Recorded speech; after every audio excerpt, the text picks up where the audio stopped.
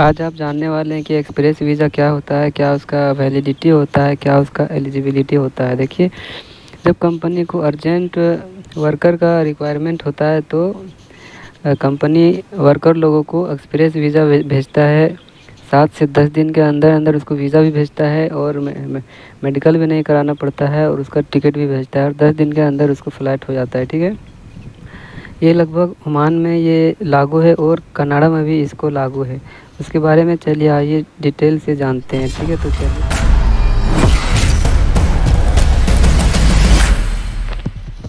Google पे लिखना hello.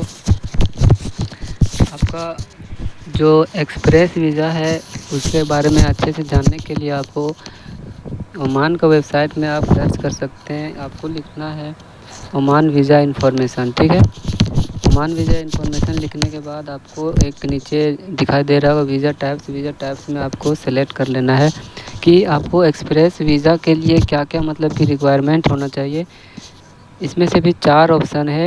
Resident sponsored visa, मतलब कि आपको यहाँ पे रहना नहीं, आना है, तुरंत चले जाना है। तो विजिट स्पॉन्सर वीज़ा मैं तीसरा पे क्लिक कर ले रहा हूँ, क्योंकि एक तो आप विजिट पे आ रहे हैं और दूसरा स्पॉन्सर पे आ रहे हैं, मतलब कि आपको कोई स्पॉन्सर होना चाहिए। ठीक है, तो मैं तीसरे नंबर पे यहाँ पे क्लिक कर लेता हूँ। उसके बाद आगे बढ़ता हूँ, व्यू पे क्लिक करके और जैसे यहाँ पे आने के बाद आपको बहुत सारा वीज़ा टाइप दिख रहा होगा। आपको एक और दिख रहा होगा 8 नंबर में क्लिक कर लेना है और उसको सब टाइप में क्लिक कर लेना है। उसके बाद फिर आपको 3 ऑप्शन दिख रहा है, जिसमें से मैं 8A सेलेक्ट कर लेता हूँ। 8A select fast track business visa, यही है आपका एक्सप्रेस वीज़ा। ठीक है, फिर मैं 8A में सेलेक्ट कर लेता हूँ। Allow person to visit senior professional business में प्रोफेट पढ़ लेता हूँ डिटेल्स में। ठीक है, देखिए यहाँ पे वीज़ा टाइप बता रहा है, वीज़ा टाइप 8A है। जो अभी मैं ओरिजिनल वीज़ा भी आपको दिखाऊंगा। इसमें वीज़ा टाइप 8A है, फास्ट ट्रैक बिजनेस वीज़ा है। और वीज़ा डिस्क्रिप्शन इसका जो है इसको पढ़ लेते हैं थोड़ा। बिजनेस प्रोवाइड स्पॉन्सर, कोई स्पॉन्सर होना चाहिए और ये 1 से 3 हफ्ते का ये वीज़ा रहता है। ठीक है, बाद में इसको कंपनी बढ़ा सकता है।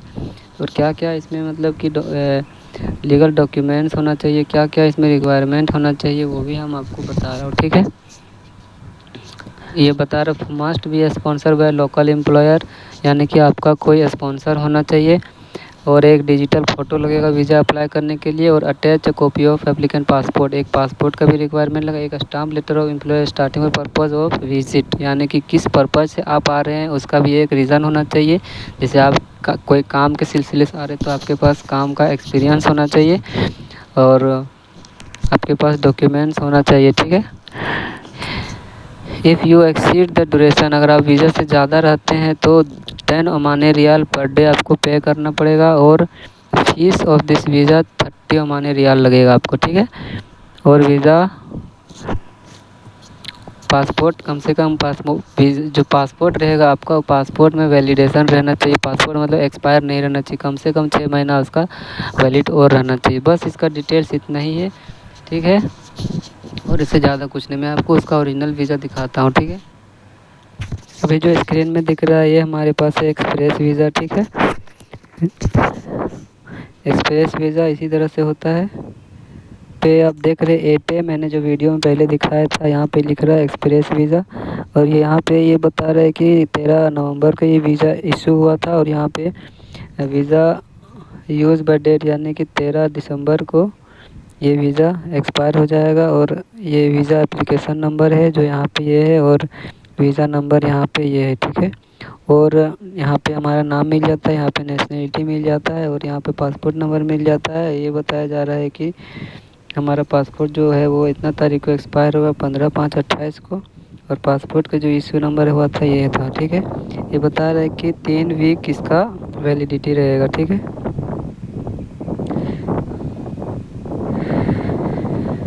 और यहाँ पे स्पॉन्सर नेम है भगवान इंजीनियरिंग कंपनी, जो तुम्हारा स्पॉन्सर रहेगा वो यहाँ पे तुम्हारा कंपनी का नाम रहेगा। ठीक है, बिना स्पॉन्सर का इस तरह का वीज़ा इशू नहीं होता है। जब कंपनी को अर्जेंट एम्प्लॉय का ज़रूरत पड़ता है तो इस तरह का वीज़ा इशू करके कंपनी पब्लिक को हायर करता है, कैंडिडेट को हायर करता है। जब उसका काम ख़त्म हो जाता है वापस इंडिया भेज देता है। ठीक है, ये डिटेल्स था हमारा टैलेंट इसी ऑफिस का रिक्वायरमेंट था। ओमान शटडाउन लिख रहा है, फिर रिक्वायरमेंट लिख रहा है, ये भी लिख रहा है कि मेडिकल नॉट रिक्वायर्ड। जब ये मेडिकल भी नहीं हुआ था, ये भी बता रहा है कि डिपार्चर इन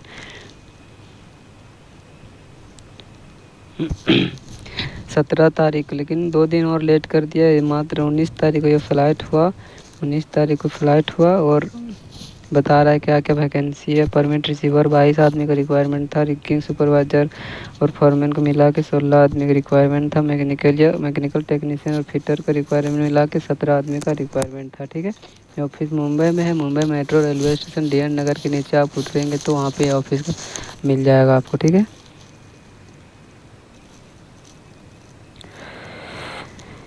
टिकट देख सकते हैं आप।